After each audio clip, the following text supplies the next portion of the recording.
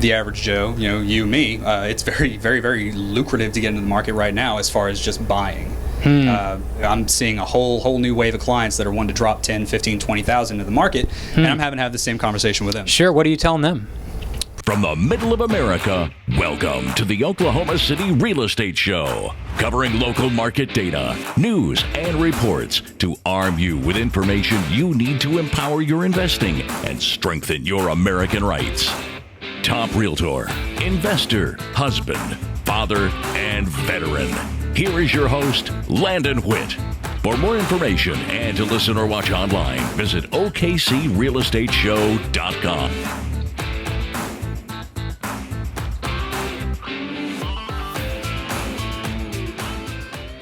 Welcome to episode 83 of the Oklahoma City Real Estate Show. On today's show, it's all about doing what a lot of people don't want to do, myself included, and that's save money for retirement. Putting funds away for later in life is something we all need to do as we become adults, okay? I'm turning 35 this year, and I had to remind myself again to stop playing with the money. I know I've made quite a bit of money in my life, and I just constantly have blown a lot of stupid money as well. So having things in place to be able to save for your retirement, and not even just your retirement, but to just win the money game and to be able to live life on your own schedule through passive income is the goal. Whether it's in real estate or stocks or whatever the vehicle you use, the goal is to win the money game. So today I'm here with Josh Boyd, financial advisor here in Oklahoma City, who is skilled at finding these investment vehicles for everybody. This is a show that you'll want to watch for finding out where you can save money in Oklahoma City. Josh, welcome to the show today. All right, thanks for having me. Cool. So talk to me a little bit about, so obviously the market's been changing, things are going up, but I think it's just been a reminder to a lot of us to save, that we need to have accounts in place and preparation in place. So is this just for millionaires, or is this something that everybody can do? Absolutely not. Well, first off, let me say it's Josh.Holder. Josh.Holder. Had to make sure we're not having people see the wrong person. Don't Google right? the wrong people. Right. But no, I mean, when a lot of people think investing in the stock market, of course, that's typically the first thing they think of. They think Wolf of Wall Street. They think the guy that's got 7 figures and he can throw it down and turn 7 figures into a whole lot more than that. But what a lot of people are learning now is that throwing money on a mattress, typically doesn't solve the problem, because you deal with issues like inflation, long-term interest, which is the worst thing in the human history, and then you have taxes, which my personal opinion is above that in terms of terrible things to ever happen to somebody. So what I do is certified financial advisor. I have my Series 6 and 63 to help with the financial advisement portion of it, and then of course I deal with stocks. And then on top of that, I also went out and got my life insurance, annuity, and DI to a lesser extent. The idea being to create a holistic plan for people to cover all walks of life at all steps of life. But to answer the original question, come back around full circle, no, this isn't for millionaires. Being able to handle your money should apply as soon as you step out into the workforce and go all the way to retirement, and then even a little bit further than that if you have the plan held out correctly. Okay, so for the first step here is probably for those a checking account and then a savings account, right? Ideally, yeah. Okay, so if you're stuffing money into your mattress, which some of our listeners are, let's face it, there's folks out there that don't believe in banking, and we run into them all the time when we're doing these deals. We're finding distressed homes. They're individuals that have money in a shoebox somewhere. So I think the first step, like you said, was checking, and then savings, and then what? What are we doing next?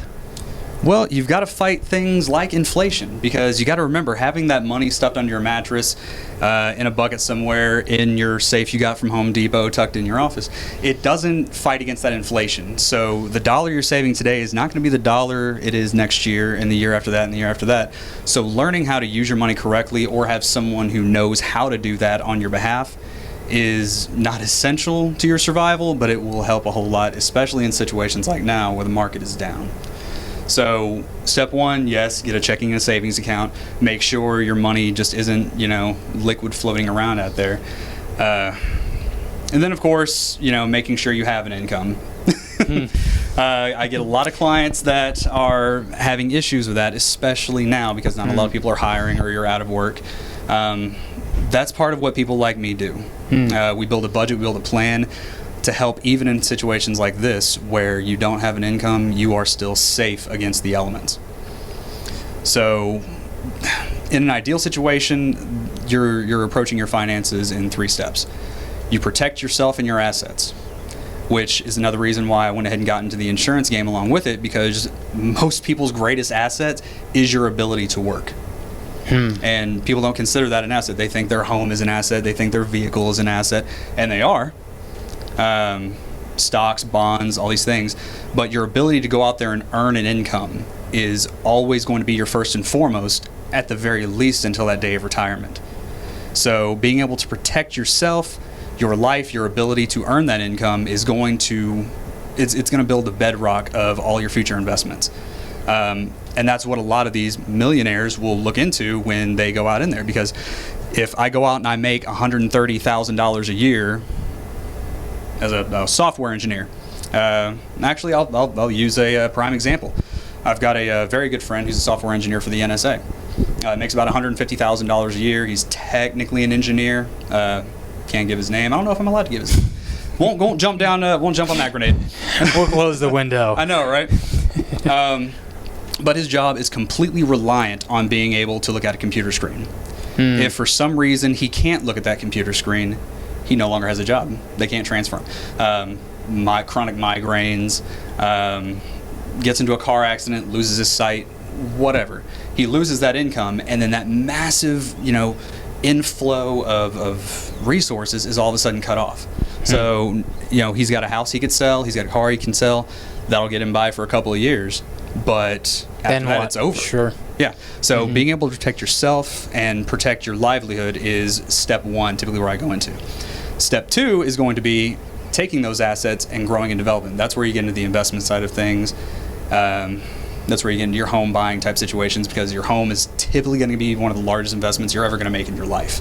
So handling it correctly, knowing how you're getting your loans, where you're getting your loans, and how you're going to pay that house is going to be crucial to growing that bedrock you've already built.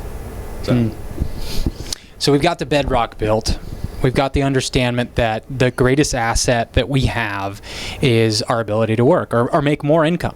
Right? You can't save money if you're not making money. Right. So we've got a good job. And by the way, this is one thing that I thought, okay, well, once I make enough money, I'll start saving.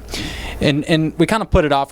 But you can start saving now on just a little bit of income that you make. If you're making small income now, a lot of income now, you start saving and you start putting into separate accounts for retirement. And that the amazing power of that then changes your whole mindset. You can. I mean, diversification is always step one when you're looking at investments and stuff like that. And, like you pointed out, that doesn't have to be for millionaires. It doesn't have to be for the guy that makes $150,000 working for the NSA. That was just an example that a lot of people like to jump on. If this guy loses his income, he's messed up. But if you're making minimum wage, if you are fresh out of college and you're trying to pay back those student loans, diversification of your investments is still crucial.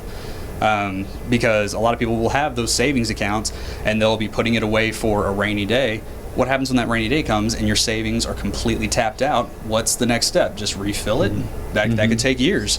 And what happens if you have 2 rainy days in a row? It's being able to put your money in different buckets guarantees that protection a lot better. There's no such thing as a 100% guarantee against all the woes of the world. But to make it relevant, a lot of the people that are out of work now because of Corona, either because they got sick or, cutbacks, layoffs and stuff like that, they're all dipping into their savings to get by. And, God love them. But they will be the first ones to say, I wish I'd done something different after the fact. So making those preparations, putting money in different buckets. Sure, you have savings here.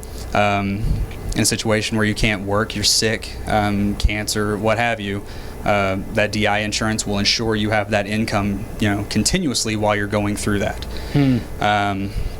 being able to have, outsource your investments in the stock market or bonds or something like that, that's going to have income. Of course, it's a little more aggressive, but traditionally after, like I said, you built that bedrock and you have that income coming in externally and you have multiple sources of income, you're a lot safer for situations like this, which is why you'll see a lot of people online say, the richer are getting richer, during the pandemic. That's just because they know how to diversify themselves. Yeah, let me get this. You're kind of off camera there, buddy.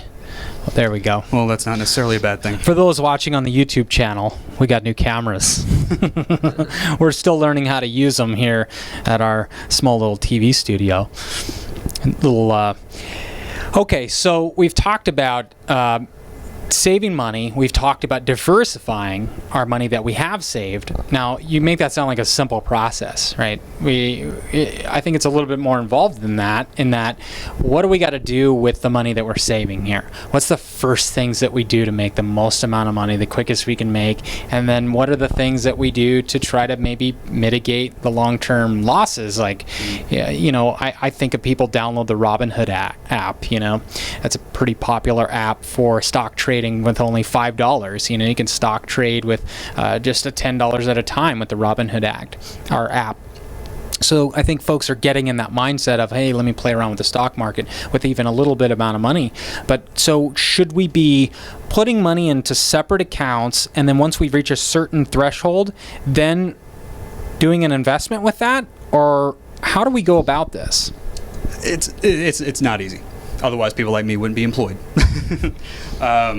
A lot of people will get into the mindset of, as soon as I get some extra income, above and beyond what my utilities and mortgage and stuff like that go into, I'll start throwing in the stock market. I'll start experimenting and stuff like that. And that's a great mindset. Wanting to get into it and actually grow your wealth is a beautiful thing when it's done correctly. But jumping right into the stock market with the intent of making a large sum of money is ill-advised from a professional standpoint, because what a lot of people will do is they will put 10, 15 grand in the stock market, which is, if you're looking for a high rate of return, you got to have a high end to it. So what happens in a situation, again, like what's happening now, when the stock market crashes? You don't have any of that return, and then all of a sudden, all that extra discretionary income that you were making is tapped, and then you have that rainy day situation. So, to answer your question, what's the best way to protect it? Like I said, building that bedrock, protecting yourself first. I typically go into the realm of DI insurance and life insurance, specifically to protect yourself and your assets for those rainy day situations. And they're going to happen. It's inevitable. So the DI side of it, disability insurance, covers your ability to earn an income.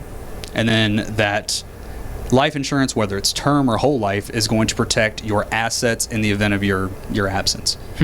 So you have that guy who is well off. He's worked, 25 years. He's got some seniority. He's got a pretty decent income. He's got a nice $300,000 house. He's got a family of 5, all that good jazz. And on the one hand, gets into an accident, cancer, something catastrophic. Not always catastrophic, but I mean, traditionally, life-altering situations like that are catastrophic. His income to protect that family is going to be safe with that disability insurance. So paying the mortgage, paying utilities, things like that, to make sure he doesn't have to sell off that $300,000 house, sell off his cars and stuff like that, just so they can make ends meet because he can't work. That's the bedrock. Life insurance in the term or whole life situation is what covers if that gentleman leaves it, or lady, recognize all genders here, protects the family in the absence, because he's still not earning that income, but then he's also not around to facilitate any kind of income from that point onwards. So whatever the assets are going to be paid for, so that the family isn't stuck with what's left over. And ideally some more to, maybe help for the kids' college, something along those lines. So having that protection, ensuring that in those rainy day situations, you can invest in the stock market, and even if it crashes, you're safe. Because the worst thing that's happening, and I've got a handful of clients that are running into this issue, is they had money in the stock market, but they weren't protected. So the stock market crashes, someone in the family's got corona, or they simply can't work, or something along those lines. So now they have no income, and then they had no income from their stock investments. Now they're in a hard place, and so now you got a lot of people that are either out of work and on social systems. They're applying for unemployment, things like that. You have people applying for Social Security early, which causes huge hits in the amount you're supposed to be receiving. People dipping into their life savings that was supposed to be spent for retirement or spent on their kids or their grandkids' college funds. When situations like that come about, something has failed. So that's typically the steps in an ideal situation you want to approach building your wealth. It's a slow process. There are ways to expedite it in certain areas, but there's, like I said, that's ideal. Nothing ever happens ideal, but once again, that's why people like me exist. We make these plans, we change as things goes on. Someone has a baby, someone changes their job, this, that, and the other thing, and the plan has to be flexible. But bedrock, build, investments, and that is the ideal way I would approach it. Once you get this iron curtain set up here, or this protection net, okay, so we're talking about, just to recoup, we've got a checking account, we got a savings account, and then we go in for a disability insurance policy. That's if someone was to get hurt or injured at work and unable to be bringing in an income, that would then take care of the family. Is that what you're talking about? Traditional DI ran through work works just that way. If you're hurt at work, something along those lines, it's going to cover usually between 50 and 60% of the income, sometimes closer to 50, after taxes. What a lot of people are finding is that bringing in half of your income doesn't pay all the bills and all that good jazz.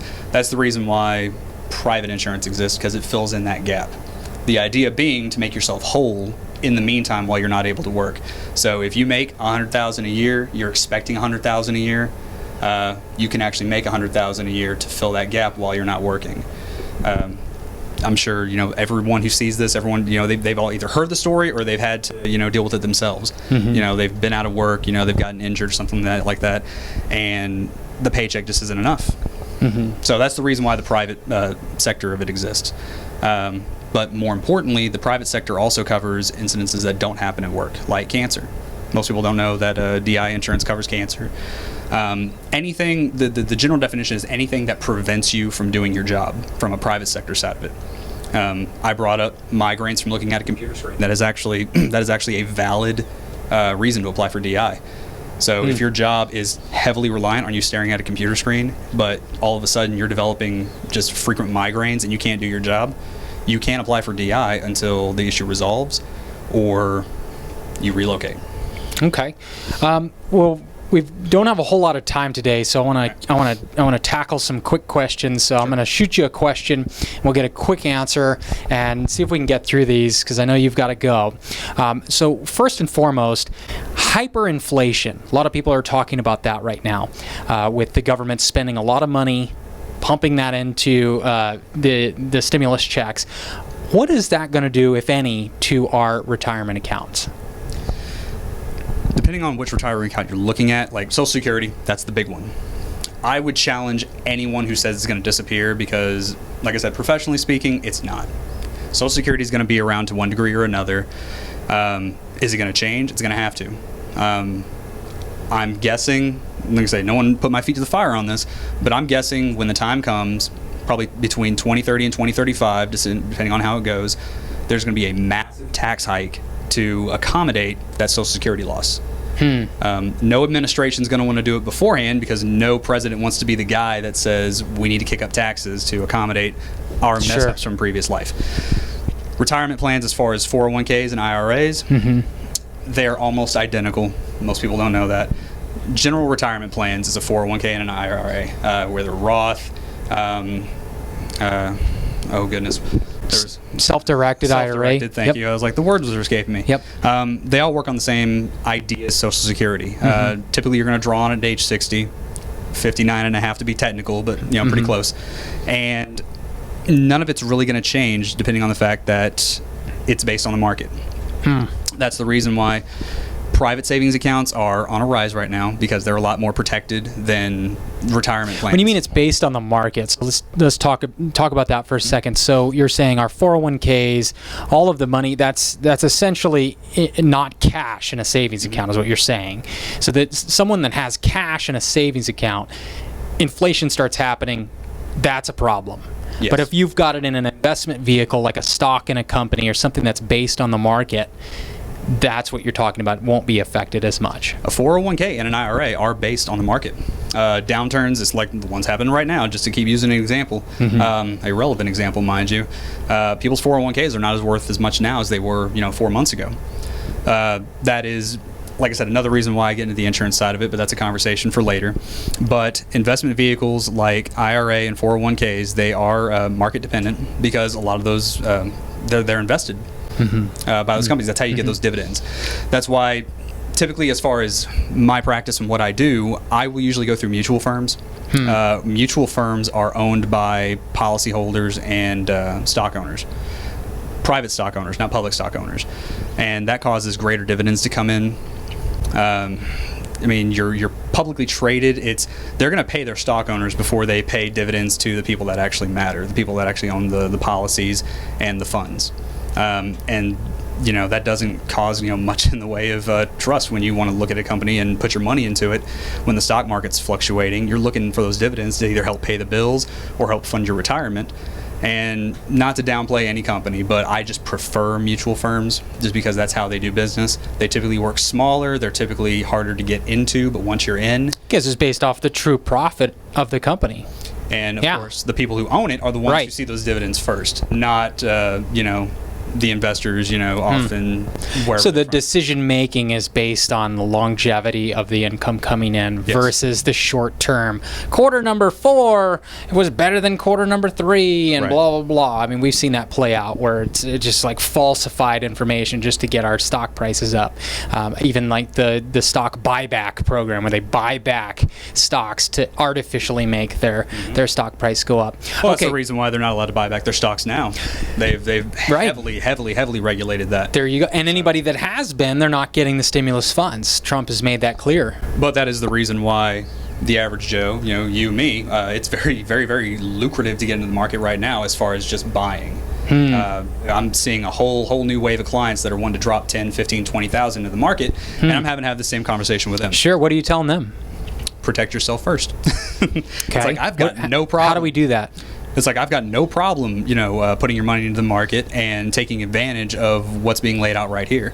But I don't want to have that conversation with you next year where something catastrophic happened and you've got to either pull it all out of the market. And that's a cardinal sin of working in the stock market. Never sell it for less than you bought it for. Cardinal sin. Everyone knows it. But a lot of people are having to do that because they're running into those rough situations and they're just having to pull their money out of the market just to fill in the survive. gaps. Yeah. So that's where we go back to the beginning of the discussion. For those that are just tuning in, if you've not got yourself set up to where you are going to hit a small emergency in the road or a short period of time, and then you're going to have to withdraw your investment and pull it out, yank it out at a precise time where it's just instant time, you can't calculate it. You need to prepare yourself first before you then start investing, right? That is, I've yet to meet a financial advisor who wouldn't put that out there. That's a pretty universal truth. And what does that look like in 2020? How much savings do we have for an average person before we start messing around with that? You talked about insurance. We need to have our insurances in place. What is our savings account looking like? What's the percentage there that we need to have before we start investing? The safe bet is to set aside 1/6 of your income annually just to put into that savings bucket. It doesn't, not like a rainy day fund, like if the toilet stops working, that's a completely different savings account. But just having a little bit of money set aside, that's not crucial if you have all of your safety nets in place, but there is always a reason to have some extra cash on hand to where you don't have to pull that money back out of the market. Sure. You want to have which is what we're seeing right now. Yeah. I mean, folks are having to pull money to try to pay themselves for lack of business in a 30-day or 60-day window. Even massive businesses are doing that. I mean, it's not just a local event. I mean, that's the reason why you hear about all these, small businesses having to take out massive loans or shut their doors entirely. Even big chains, like I'm pretty sure like Dick's Sporting Goods had to close something down. Oh man, along those lines. Yeah, but and people are getting out of jobs because of it. That leads to more unemployment, and it's a cascading effect. So that's the reason why anyone who wants to invest, and I highly recommend people do, because that is the quickest way to get those high-end dividends, is invest in the aggressive market. But protect yourself first. You have to. Otherwise, one bump in the road, one misstep, and something catastrophic will happen. That's what the millionaires do. They don't make millions and millions of dollars by taking these high-end risks without having a safety net behind them. The ones that do typically aren't rich very long. There you go. So. There you go. It's not a casino. It's not a quick win. I think there's some small fraction of people that may get that quick win, and they advertise themselves, and then everybody thinks that that's the way the game's played. Okay, so moving onward, if you're in real estate, if people are in real estate right now, let's say they bought their primary dwelling and they're going, hey, I need some extra cash. Should I get a home equity line of credit right now and live off the home equity line of credit? Or what should I do? Should I wait on this stimulus check to somehow come in? I mean, what is that? What are the moves that people are making that, they haven't got the insurance, they haven't made the right moves, they have a 401k that they've saved up from, let's say, working at Dillard's or Macy's or something like that. Should they be tapping into that right now? And if they are, I mean, are there penalties to that? What's going on with that if we try to tap into the 401k from working at Sonic for the last 15 years? Well, I mean, tapping into a 401k or an IRA or anything like that is going to hold the same penalty, 10%. And like I said earlier, taxes are evil. Try to avoid them at all costs. But that being said, if you have to do it to survive, do so. But there are other avenues to help save yourself, specifically for situations like the housing market. One of the vehicles I've been using with a lot of my clients, I'm not recommending this across the board because it's a very niche type situation for not a specific age group, but typically younger people, because most of my clients are younger people, just got out of college, their eyeballs in student debt, things like that. Maybe they just started a family. I've advised a whole life insurance policy, and when I first approached that, I have to almost pause for a minute because I've got to get that reaction. It's like, wait, I don't want this. I don't want to die just to have all this money come out. Well, whole life insurance policies have something called cash value. And cash value is essentially borrowing money against your own life. It sounds horrible until, some of the details come out. Any kind of life insurance policy is going to be based on two things, your health and your age. And the general quote is, you're never more insurable than you are right now. So it just gets more and more expensive as the time goes on. That's why it's kind of a niche type situation. But the people that are having the most issues in the housing market right now are people between the ages of 25 and 40. Good point. The big group of people that are running the country right now. So what I recommend is that whole life insurance policy. Whether you really care about life insurance in general, what you do care about is that cash value. So the higher the amount you have on that whole life insurance policy, a fraction of it you can pull out in cash, tax-free. Depending on how long you've had the policy, obviously, things like that.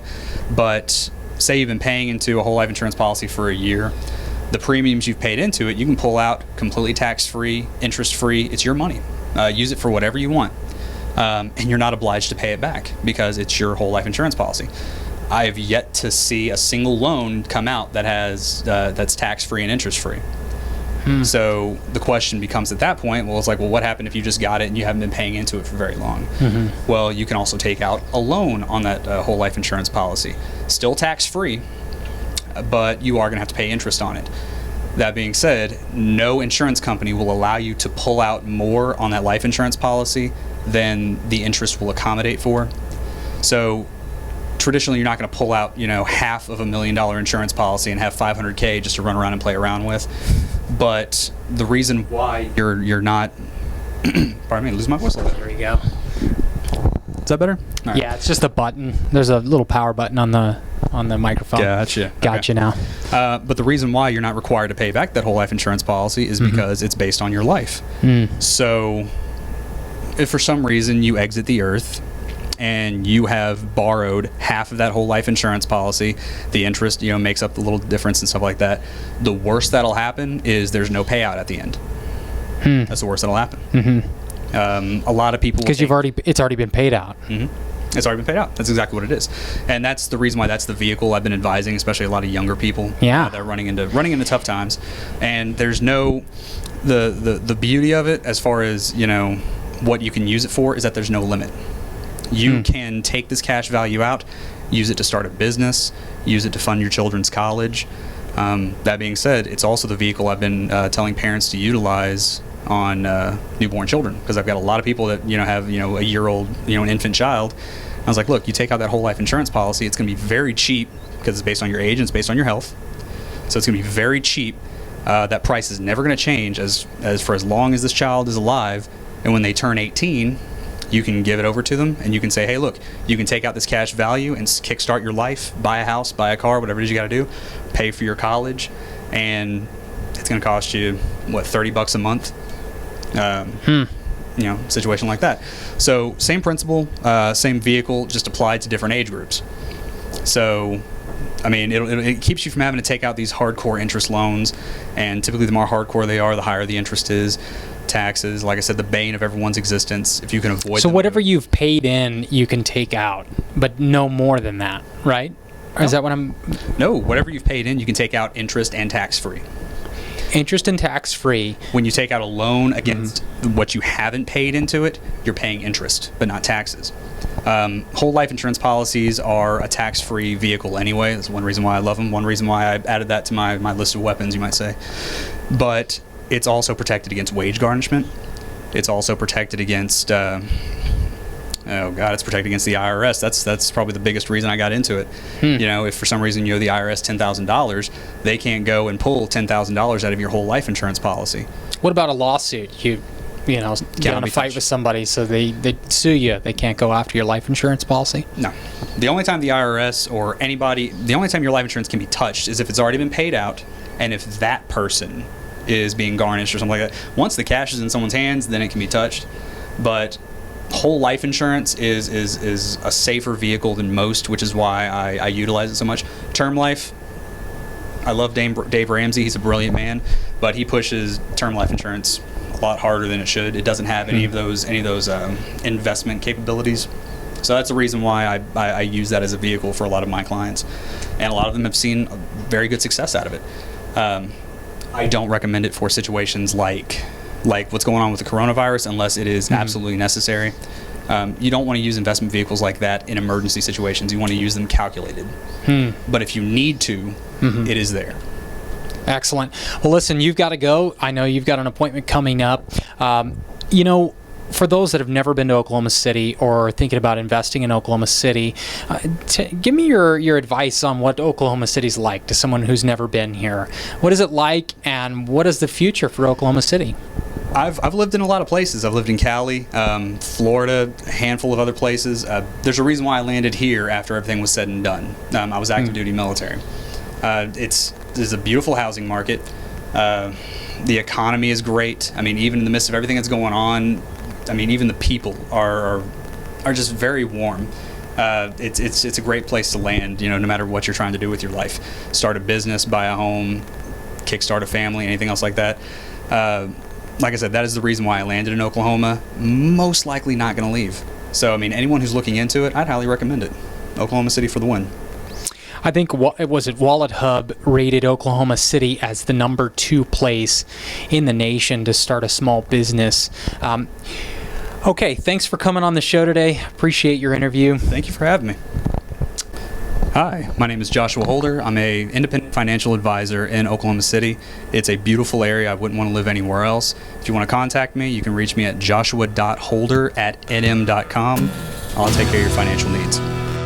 For more information and to listen or watch online, visit OKCRealEstateShow.com.